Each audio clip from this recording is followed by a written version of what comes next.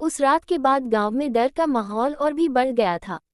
राधे की कहानी सुनकर सब सहम गए थे, लेकिन किसी को यकीन नहीं हो रहा था कि पुरानी हवेली में अब भी भूत है। पर राधे का चेहरा, उसकी कांपती आवाज और बदहवासी, ये सब गवाही दे रहे थे कि कुछ तो सच में था। 3 दिन बीत चुके थे।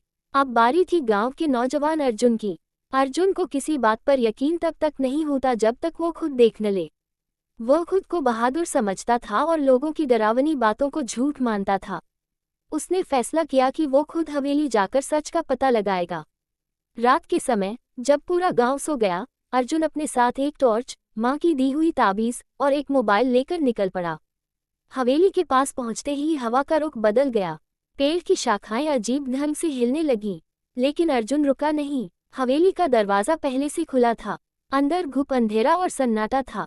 अर्जुन की टॉर्च की रोशनी किसी पुराने चित्र पर पड़ी। उसमें वही महिला थी जिसे राधे ने देखा था। अचानक ही दरवाजा तेज आवाज से बंद हो गया। अर्जुन चौंक गया और पीछे मुड़कर देखा तो कोई नहीं था।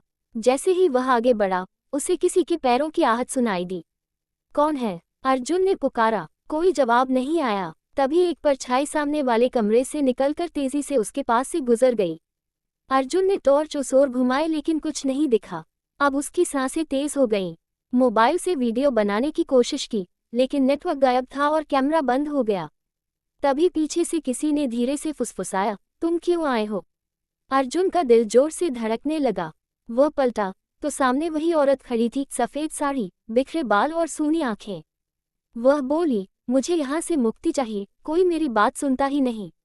अर्जुन कांपने लगा, लेकिन उसने हिम्मत कर पूछा, आप कौन हैं?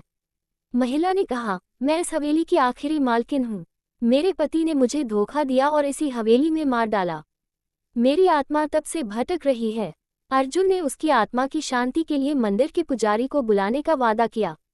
और जैसे ही उसने ये कहा, वह महिला मुस्कुराए और धुआं बनकर गायब हो गई।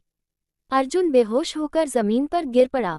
अगली सुबह गांव वालों ने अर्जुन को हवेली के बाहर पाया। जब उसे होश आया, उसने सब बताया। अब गांव वालों को यकीन हो गया कि हवेली में कुछ तो था। पुजारी को बुलाया गया, हवन हुआ, और कहते हैं उस दिन के बाद से हवेली में कोई हलचल नहीं हुई। लेकिन अर्जुन के सपनों में वो महिला आज भी आती है। शायद कोई राज अभी भी बाकी है।